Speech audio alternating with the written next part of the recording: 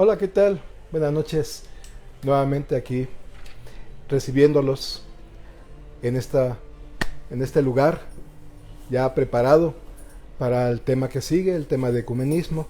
Se encuentra ahora con nosotros Jaime, ¿sí? Mucho Y gusto, Beto. que nos va a dar toda la exposición amplia de esto. Fíjense que es muy importante que ustedes compartan. Acuérdense que estamos precisamente haciendo este papel de misioneros digitales en las redes. Entonces todo esto tiene que fluir, todo esto tiene que irse difundiendo. Estos temas que pues no son comunes, no los conocemos tan ampliamente como otros que son más del índole general. Es bueno que la gente los vaya conociendo, por eso les pedimos por favor que compartan, ¿sí? Para que todos los demás vayan conociendo acerca no solamente de esta comisión, sino también de los temas que se están dando, ¿sí? Les vamos a pedir por favor que lo hagan. Y pedimos por favor a Jaime, si es tan amable, antes de comenzar, si puede hacer una oración, por Con favor. todo gusto, Beto, cómo no. Bueno, pues vamos a iniciar nuestro tema de hoy, sí, invocando al Espíritu Santo. Ven, Espíritu Santo, ilumina mi corazón para que pueda ver las cosas que son de Dios. Ven, Espíritu Santo, dentro de mi mente para que pueda conocer las cosas que son de Dios. Ven, Espíritu Santo, dentro de mi alma para que pueda entender plenamente que yo solamente le pertenezco a Dios. Gobiérnanos de tal manera de que nuestros pensamientos, nuestras obras, todas sean para la mayor gloria de Dios. Amén. Amén. Muy bien. Pues adelante, ma. Muy bien, Bien. Jaime. Bueno, pues nuestro tema es, el día de hoy, ecumenismo. Vamos a ver este tema y hablarlo de una forma abreviada, casi enunciativa. Efectivamente, como decía Beto, es un tema que no mucha gente conoce o ha oído hablar algo, tal vez, pero no hay un conocimiento más a profundidad. Y es un tema muy importante ya desde hace mucho tiempo.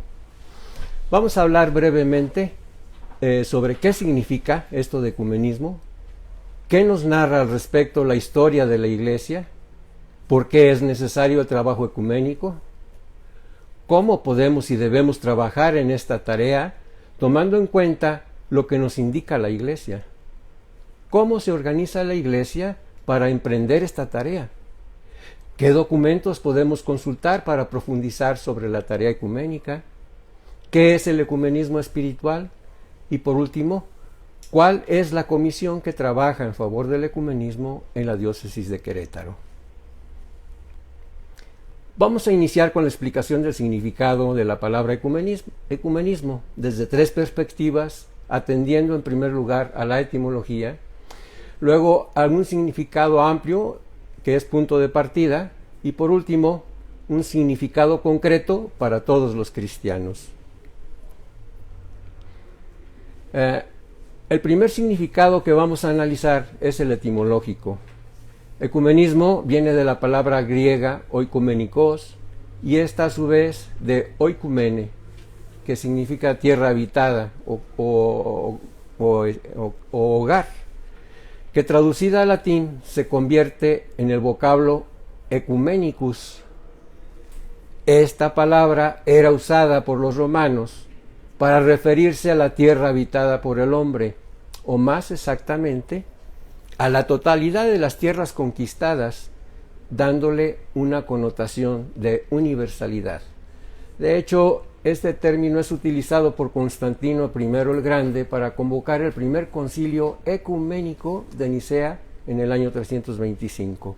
Pasamos a la siguiente, muchas gracias. La siguiente consideración es en relación al significado eclesiológico de la palabra ecuménico, el cual en este sentido conserva el carácter universal de dos elementos fundamentales dejados por Cristo a su Iglesia. El primero es la unidad y el segundo es la misión. Estos dos elementos los encontramos, por ejemplo, en Juan 17:21, en donde encontramos que el Señor dice en su oración al Padre, que todos sean uno como tú, Padre, estás en mí y yo en ti, que también ellos sean uno en nosotros, para que el mundo crea que tú me enviaste. Estas últimas palabras, para que el mundo crea que tú me enviaste, aluden al mandato que Cristo dio a sus discípulos de predicar el Evangelio. Y esto lo podemos encontrar, por ejemplo, en Mateo 28, del 18 al 19. Jesús se acercó y les habló así: me ha sido dada toda autoridad en el cielo y en la tierra. Vayan pues y hagan que todos los pueblos sean mis discípulos. Son dos, pues, los elementos. El primero, la unidad, que todos sean uno. ¿Quiénes? Pues los discípulos, los cristianos. Y el segundo, la misión, para que todos los pueblos crean en el Evangelio. En esto consiste la oikumene, el ecumenismo, en el sentido eclesiológico con cobertura universal. ¿Podríamos pasar a la siguiente, por favor?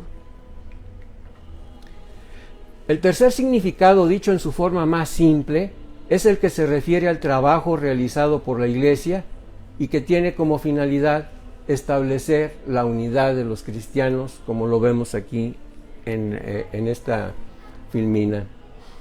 En el número 22 del Directorio para la aplicación de los principios y normas sobre ecumenismo podemos leer lo siguiente: el movimiento ecuménico, aunque encuadrado en el marco de la misión general de la Iglesia, que es unir a la humanidad en Cristo, lo que veíamos en la filmina anterior, la misión de universalidad del Evangelio, tiene como misión específica el restablecimiento de la unidad de los cristianos. Es decir, el hombre ha limitado ese plan de Dios debido a la división de los cristianos.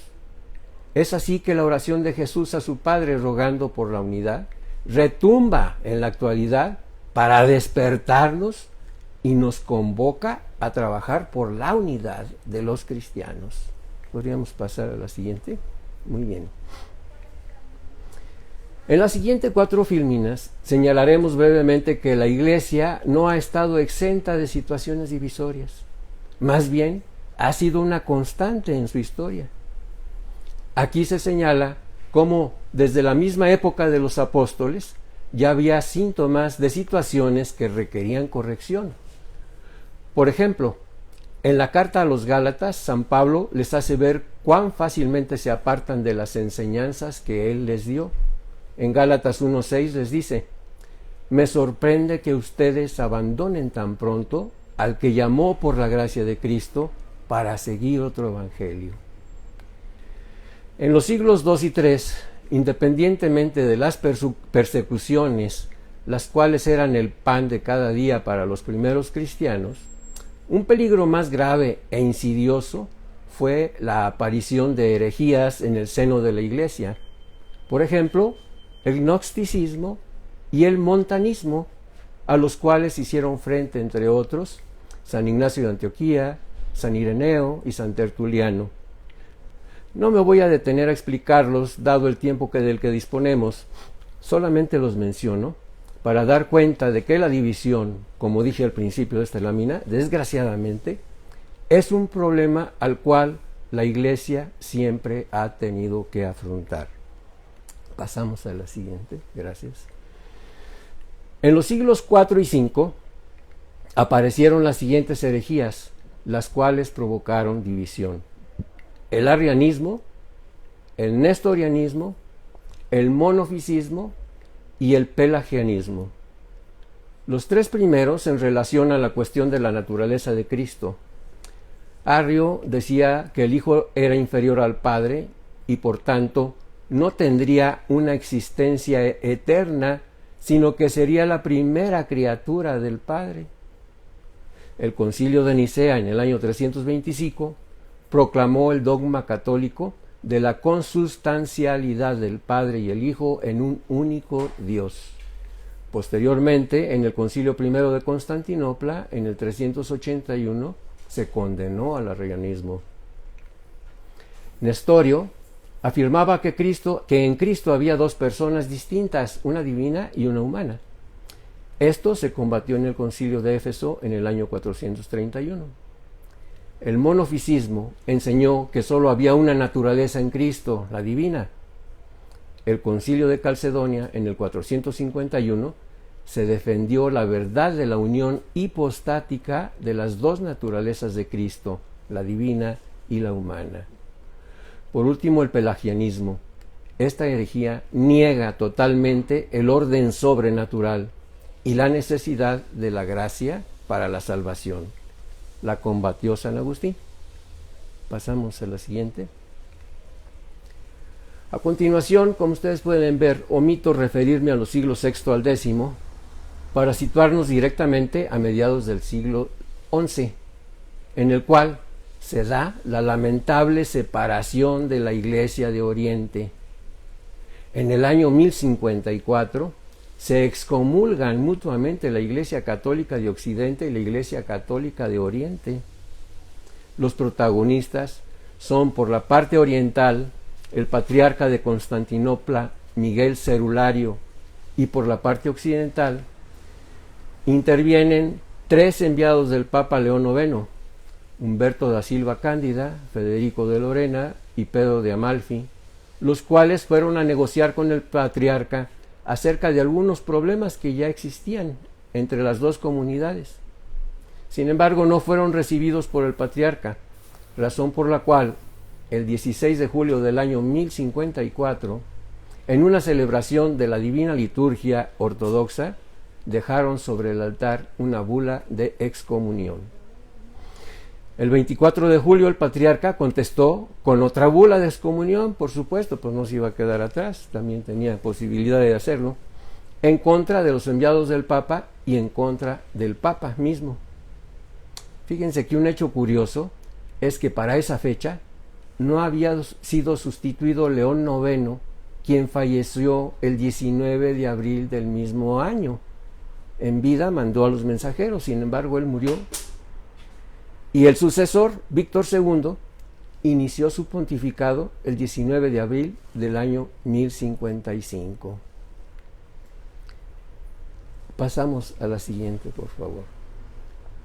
En esta lámina vamos a considerar brevísimamente la separación en la Iglesia Católica iniciada por Martín Lutero, monje agustino, y que marcó una nueva época lamentable en la Iglesia de Cristo.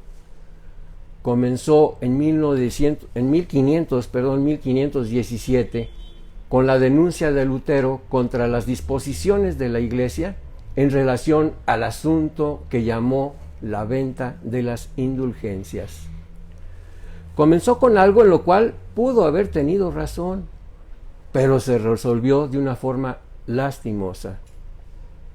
Al ser condenado por la Iglesia, inició por despecho una mal llamada reforma, cuya iniciativa fue el principio de nuevas fracturas alentadas por los mismos argumentos abanderados por Lutero.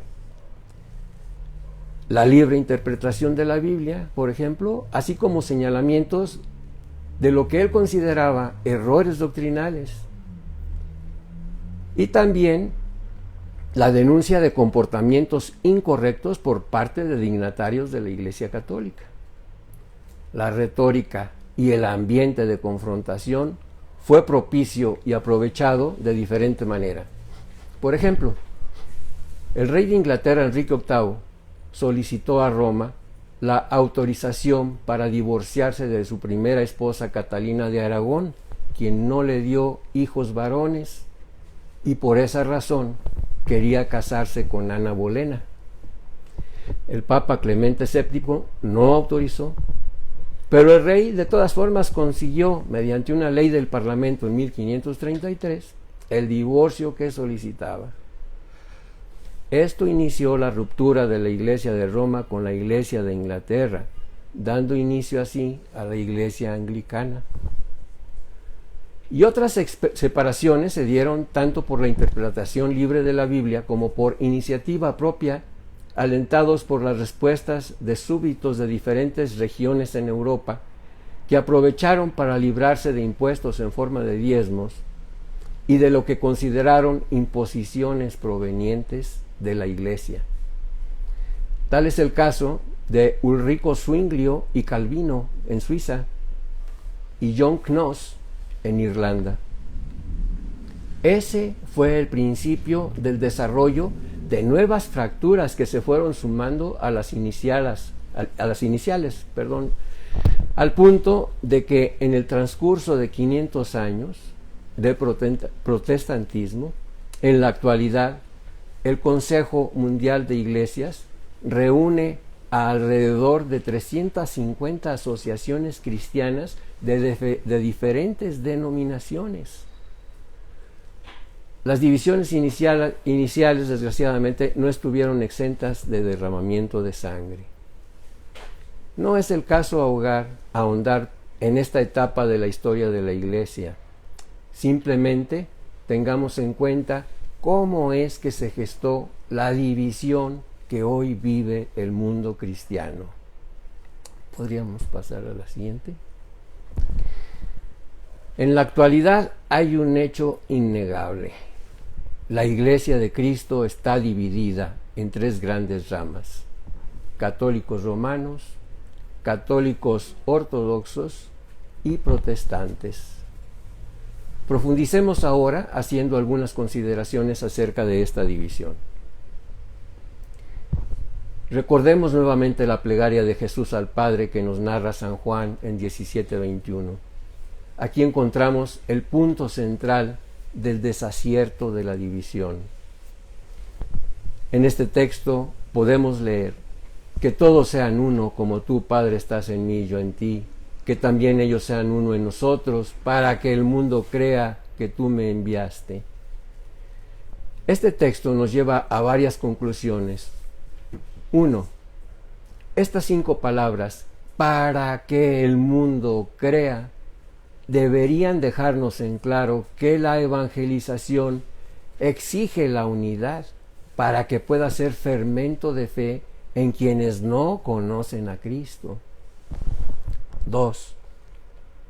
Que la división se opone a la voluntad de Cristo, que ya clamaba suplicando: Padre, que todos sean uno como tú y yo. 3. Estas palabras, que todos sean uno, deberían resonar tan fuertemente en nuestra conciencia que deberían despertarnos y suscitar un deseo profundo de rogar también al Padre junto con Jesús y decirle: Padre, únenos.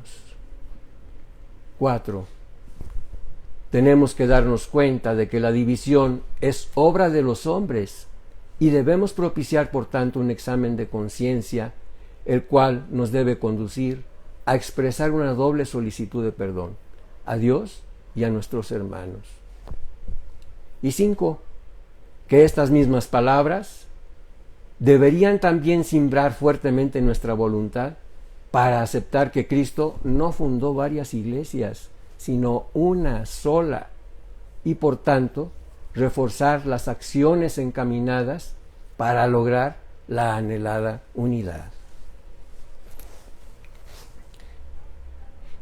También podemos agregar que a causa de la división, la misión se vuelve una carga muy pesada y una lucha entre cristianos que confunde a los propios cristianos y a quienes no creen aún en Cristo, impidiendo, como ya lo señalé, que pueda cumplirse su deseo de dar a conocer su nombre a toda la humanidad.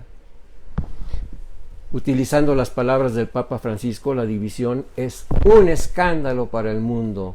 Un escándalo, repetía el Papa. Podríamos pasar a la siguiente, por favor. Veamos ahora, con palabras de la Iglesia, lo que nos dice en relación a la división de los cristianos en el primer párrafo del decreto conciliar Unitatis Redintegratio. Podemos leer ahí: promover la restauración de la unidad entre todos los cristianos es uno de los fines principales que se ha propuesto el Sacrosanto Concilio Ecuménico Vaticano II, puesto que única es la Iglesia fundada por Cristo Señor, aun cuando son muchas las comuniones cristianas que se presentan a los hombres como la herencia de Jesucristo. Todos se confiesan discípulos del Señor, pero sienten de modo distinto y siguen caminos diferentes, como si Cristo mismo estuviera dividido. División que abiertamente repugna la voluntad de Cristo y es piedra de escándalo para el mundo y obstáculo para la causa de la difusión del Evangelio por todo el mundo.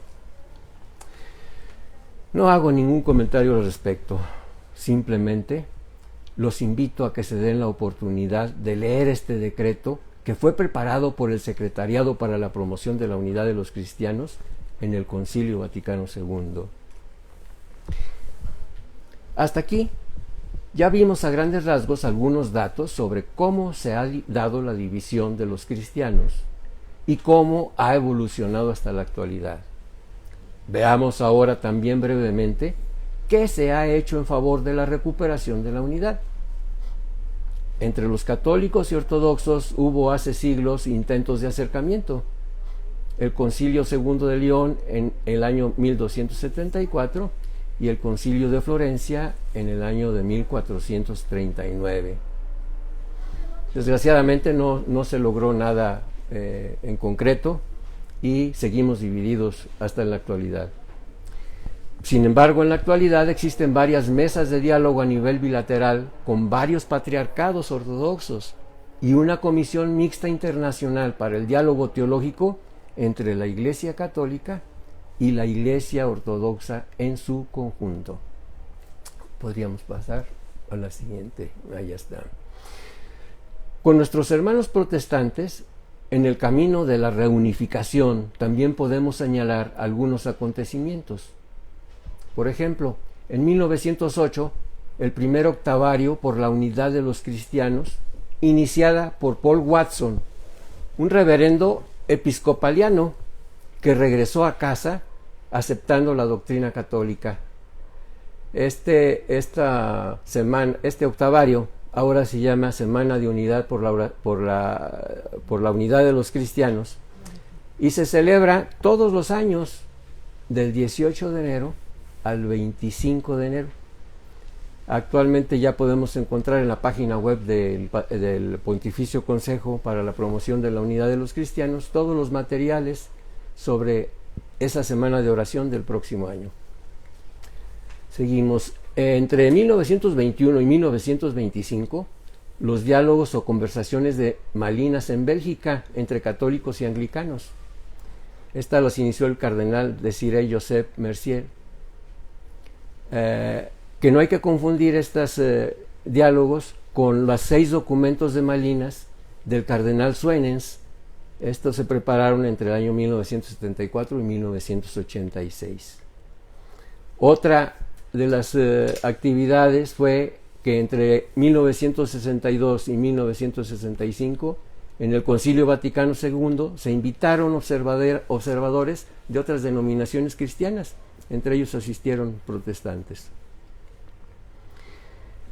Como ya lo mencioné también, el 7 de diciembre de 1965 se levantaron las mutuas excomuniones entre la Iglesia Católica y la Iglesia Ortodoxa del año 1054 por el Papa Pablo VI y el Patriarca de Constantinopla, Atenágoras I.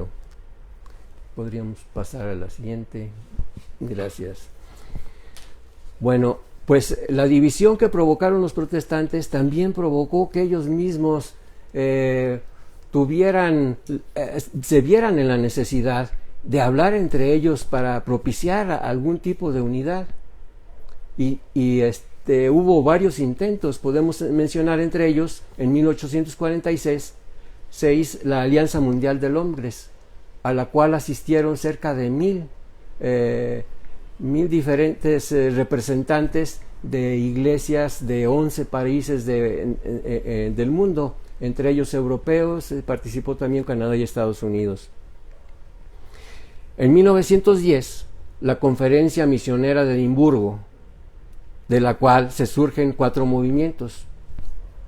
Uno, en 1921, el Concilio Misionero Internacional. En 1925, el movimiento Vida y Obra en Estocolmo. En 1927, el movimiento Fe y Orden en Lausana, Suiza. Y en 1948, el Concilio Mundial de Iglesias en Ámsterdam, Holanda. Actualmente se llama Consejo Mundial de Iglesias. En inglés las siglas son WCC, con sede en Ginebra, Suiza. Posteriormente hubo reuniones entre ellos en Evanston en 1954, en Nueva Delhi en 1961, en Uppsala en 1968 y en Nairobi en 1971. Bien, hagamos un recuento. Hasta aquí hemos visto que el ecumenismo, ¿qué es el ecumenismo? Un poco de historia sobre la división en la Iglesia. También hicimos algunas consideraciones sobre el desastre de la división de los cristianos y acabamos de ver algunas acciones encaminadas a recuperar la unidad.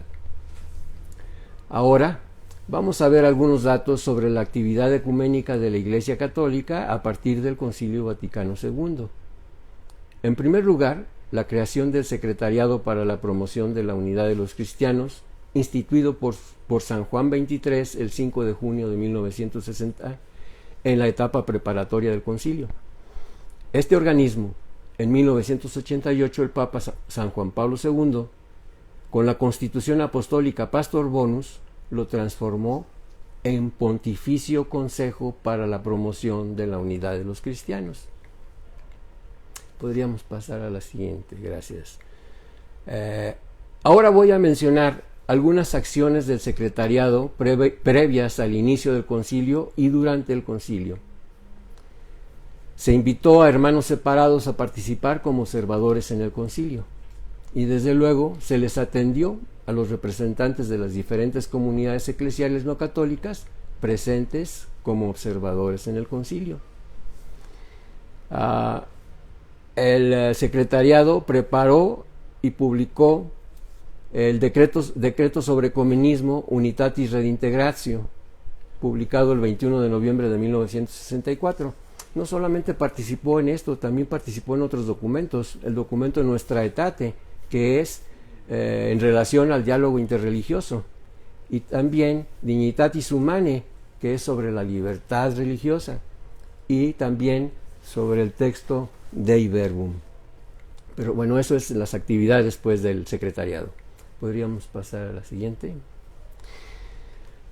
Ahora voy a enumerar algunas de las acciones del secretariado después del concilio, entre las cuales están la elaboración del directorio para la aplicación de los principios y normas sobre ecumenismo, la elaboración del documento La dimensión ecuménica en la formación de quienes se dedican al ministerio pastoral. Luego, la revisión y actualización del directorio, publicado nuevamente en 1993.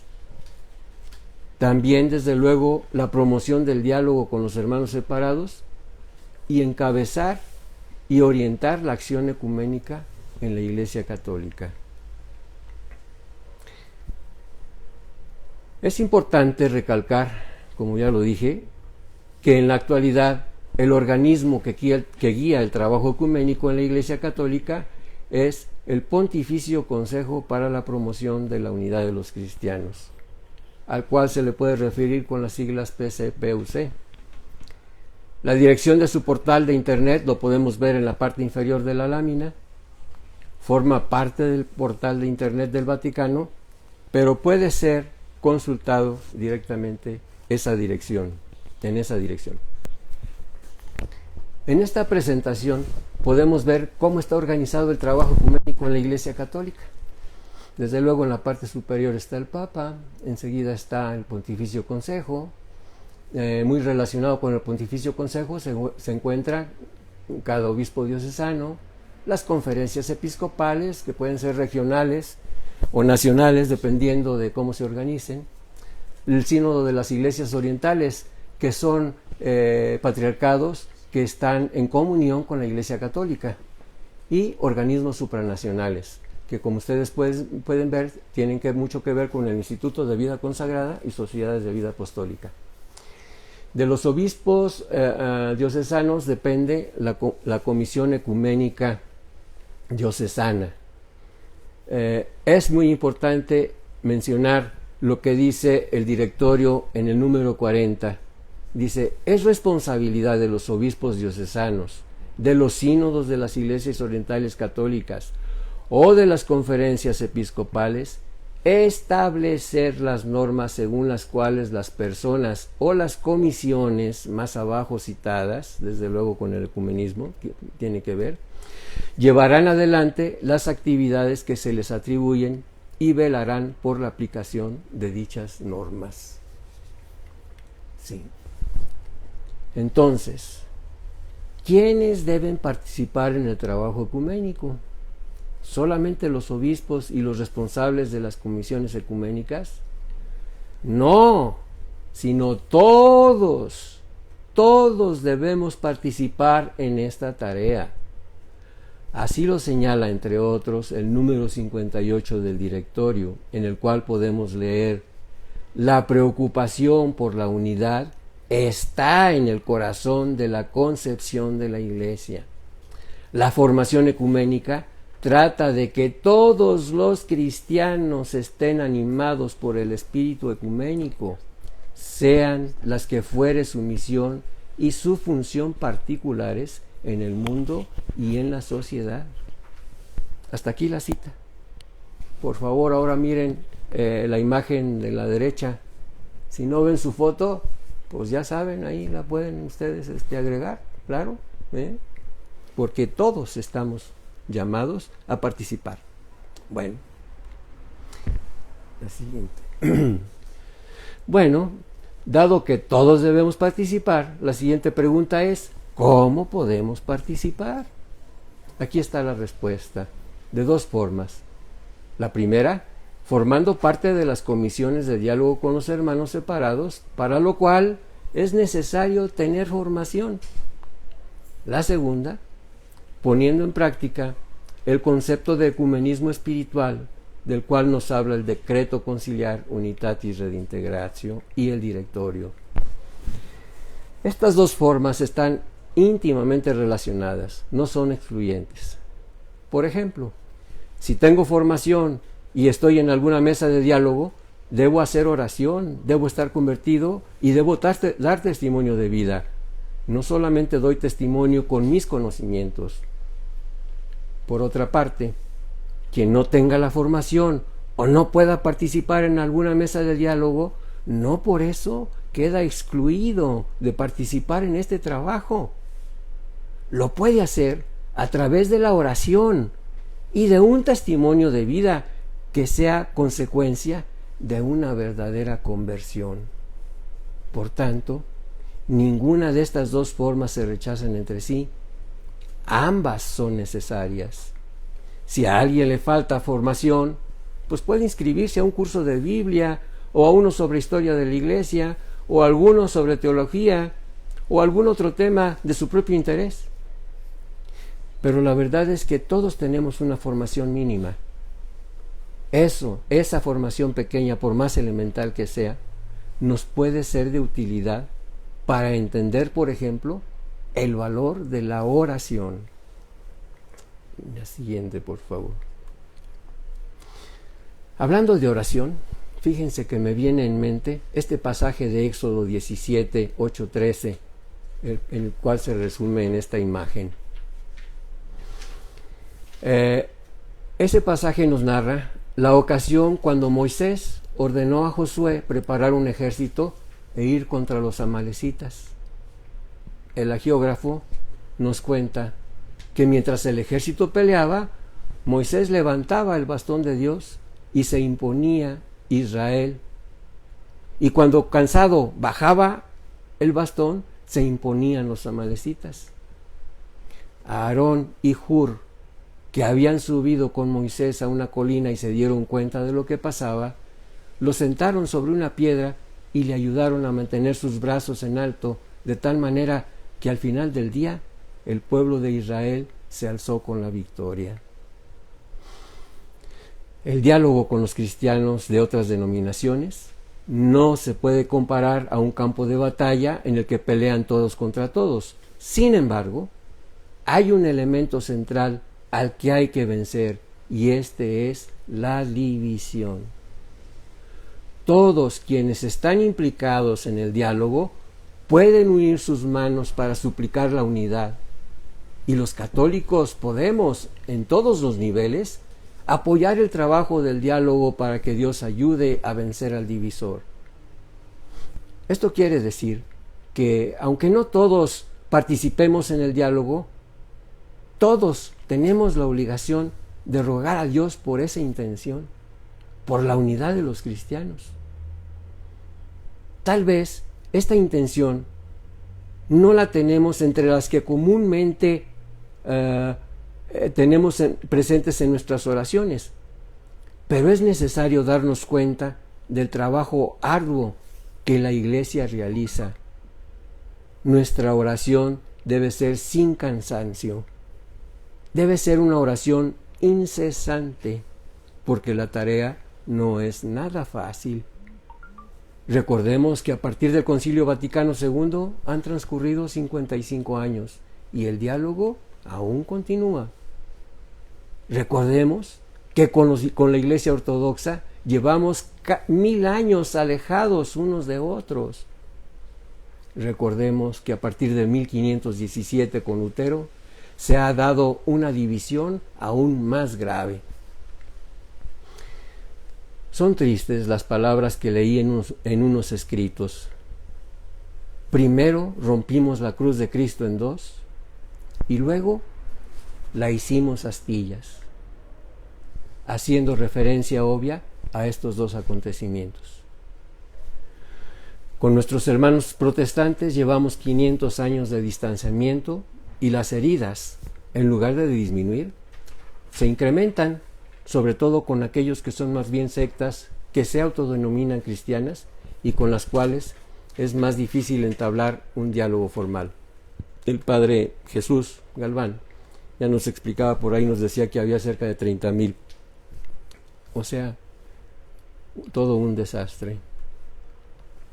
La siguiente, por favor. En la pregunta, ¿cómo pueden participar todos los católicos en favor de la unidad de los cristianos? Señalé dos formas. 1, participar en el diálogo. Y 2, poner en práctica el ecumenismo espiritual. Aquí voy a ampliar un poco el tema de ecumenismo espiritual. Aun cuando es tan importante como el diálogo, sin embargo, requiere especial atención. Nuevamente vuelvo a citar el número 25 del directorio. Encontramos que lo define como el alma del ecumenismo. Esta expresión tiene una raíz honda que tiene que ver con estos tres elementos que también ya señalé: la oración, la conversión y el testimonio de vida. Esto mismo lo podríamos resumir utilizando dichos que son conocidos: obras son amores y no buenas razones. O aquel otro: el movimiento se demuestra andando. O aquel otro: el ejemplo vale más que 1000 palabras. O aquel otro: las palabras convencen, pero el ejemplo arrastra. Utilizo estos dichos que son conocidos por todos, pero también todos sabemos que es muy difícil hacerlos realidad. Tal vez por eso los repetimos de diferente manera. Acudo a estos dichos para reflexionar junto. Por ejemplo, Santa Teresa de Calcuta lo decía de este modo: ejecutar lo que se enseña es tan difícil como subir piedras a la cima del campanario. Tal es la diferencia entre la enseñanza y la práctica. La siguiente, por favor. Brevemente y de manera enunciativa, recordemos algunas características de la oración y algunas intenciones en la oración. 1. La vida entera es un momento para orar. Por ejemplo, el ofrecimiento a Dios del día que inicia y que también es al mismo tiempo agradecimiento por la noche que termina. Y al momento final del día, agradecimiento a Dios por el día que termina, que también es ofrecimiento a Dios por la noche que inicia. 2. Este ofrecimiento es necesario convertirlo en un deseo incesante de Dios, buscarlo con el corazón, hablarle con el corazón, pedirle con el corazón, ofrecerle el corazón de corazón. Aquí vale la pena decir y recordar, Dios es un lector de corazones. Entonces, pongamos de manera de que Él pueda estar cerca de nosotros y nosotros cerca de Él. 3. Agregar una nueva petición a las intenciones que ya tenemos en nuestro catálogo. Me refiero a acostumbrarnos a pedirle a Dios por la unidad de los cristianos. Pedirle que lleve a buen término las conversaciones de quienes participan en el diálogo ecuménico. Pedirle por quienes participan en porque quienes participan en el diálogo, incluyendo tanto a católicos como a cristianos de otras denominaciones. Pedirle por nuestros hermanos sectarios con quienes es más difícil establecer un diálogo y de los cuales solamente recibimos tal vez ofensas, adjetivos descalificativos y proselitismo practicado en contra de los católicos. 4. En las misas, en las Eucaristías, poner mayor atención a los momentos en que se implora por la unidad.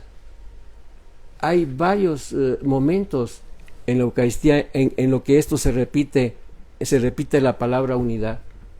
Por ejemplo, en las peticiones, cuando corresponde, o en el ofertorio, cuando decimos que el Señor reciba de tus manos este sacrificio para alabanza y honra de tu nombre, para nuestro bien y el de toda su santa iglesia. En el prefacio, en ocasiones, o en la oración previa al gesto de paz, cuando el sacerdote dice, Señor Jesucristo, que dijiste a tus apóstoles, mi paz les dejo, mi paz les doy. No tengas en cuenta nuestros pecados, sino la fe de tu iglesia, y conforme a tu palabra concédele la paz y la unidad. Podríamos pasar a la siguiente. Tal vez, al ver la palabra conversión en un tema de ecumenismo, lo primero que nos viene a la cabeza es la conversión al catolicismo de los cristianos que no son católicos. Bueno, a los cristianos de otras denominaciones no católicos, más bien que convertirlos, los estaríamos invitando a volver a casa. El significado de la palabra conversión en el contexto que nos ocupa está relacionado con el ecumenismo espiritual aplicado a mi propia persona, a mi propia conversión. Implica cuestionarme si mi pertenencia al catolicismo está enraizado en el conocimiento de la doctrina de Cristo y de la Iglesia, de la tradición. La respuesta me debe mover a descubrir mis faltantes y luego poner manos a la obra para reponerlos. Pero no solamente ver cómo ando en el campo doctrinal, sino cuestionarme también si vivo de acuerdo a esos principios. Si encuentro que no, entonces necesito hacer un repaso de los puntos que se mencionan a continuación. Examen de conciencia y eventual reconocimiento del propio mal comportamiento, acompañado de un propósito de enmienda que me conduce a romper con el estilo de vida que llevaba y que, como nos dice San Pablo en Romanos 6, iniciemos una nueva vida en Cristo. Desde luego también es necesaria una purificación mediante la confesión. Pero insistiendo nuevamente, ¿qué relación hay entre conversión y ecumenismo? ¿Por qué la Iglesia pone este punto en este tema? La respuesta es porque es importante vivir de acuerdo a lo que creemos. Esto evita que seamos motivo de escándalo y mal ejemplo a nuestros hermanos separados y que si estamos proponiendo como postulado el que vamos a mostrar en la siguiente lámina, entonces debemos dar un buen ejemplo y evitar dar razones que los animen para que continuemos separados. Este es el postulado católico del diálogo ecuménico. Los católicos mantienen la firme convicción de que la única Iglesia de Cristo subsiste en la Iglesia católica gobernada por el sucesor de Pedro y por los obispos en comunión con él. Confiesan que la plenitud de la verdad revelada, de los sacramentos y del ministerio que Cristo dio para la construcción de su Iglesia y para el cumplimiento de su misión, se halla en la comunión católica de la Iglesia. Esto lo podemos leer en el directorio en el número 17. Y en el mismo directorio, en los números 9 al 16, se explicita mucho más ampliamente. La simple reflexión de este párrafo da para una charla más completa, una charla completa. Lo menciono solamente para volver a señalar cuán difícil es lograr la unidad con el esfuerzo solo de los hombres.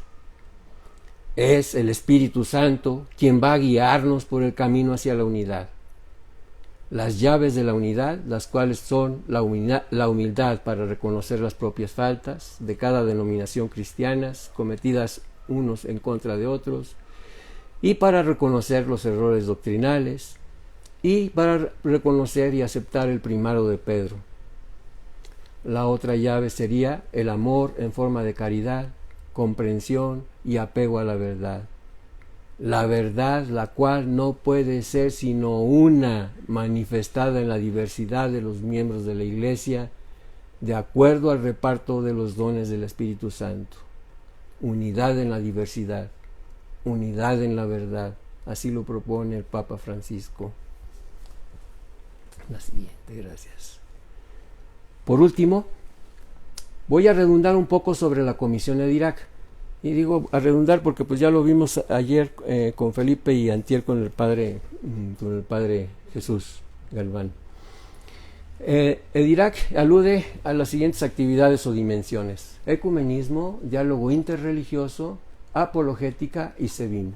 SEBIN, que es un curso de espiritualidad bíblica para hombres y mujeres.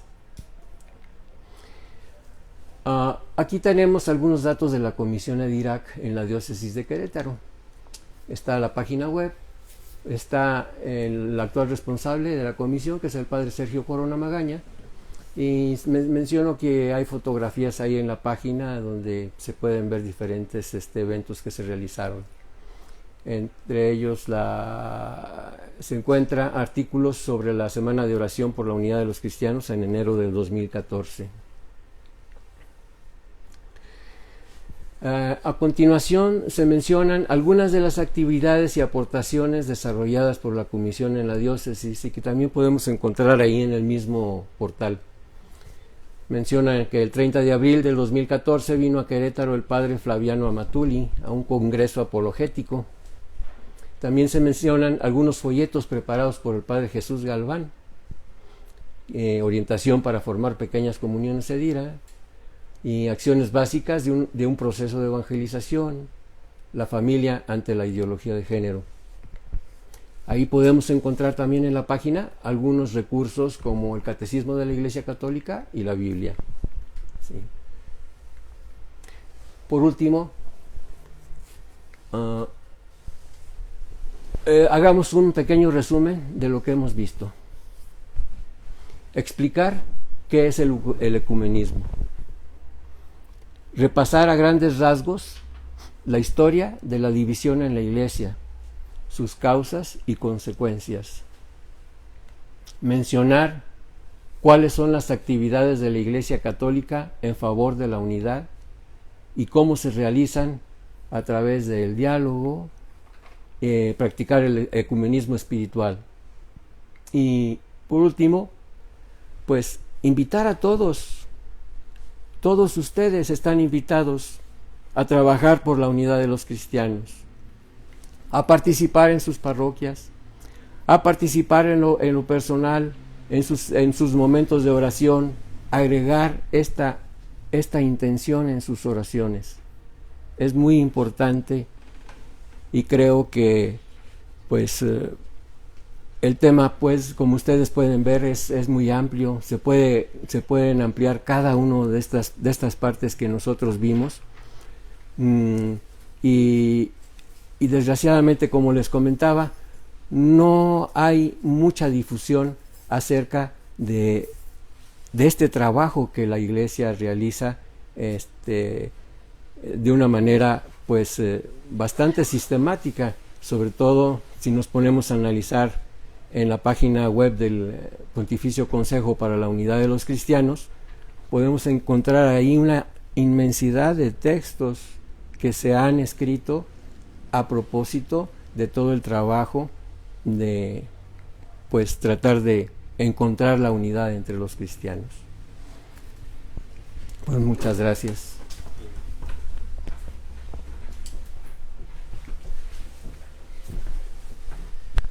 Pues muchas gracias al señor Jaime Cisneros hoy por compartirnos este tema del ecumenismo. Como ven, pues esta tarea de la Iglesia pues es muy amplia.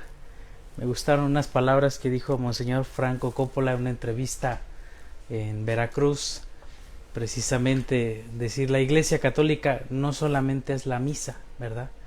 Tiene una amplitud muy grande, y yo creo que vale la pena conocer y descubrir pues precisamente también esta otra parte que nos ofrece la Iglesia, que lo hemos ido desmenuzando en estos días y que lo iremos descubriendo, y que bueno, también es una parte importante en la cual pues se nos invita a conocer. Esto pues surge en nosotros, como decíamos, inquietud, son pinceladas que nos ayudan a descubrir y sobre todo pues a involucrarnos, a conocer, a descubrir, a compartir, ¿verdad?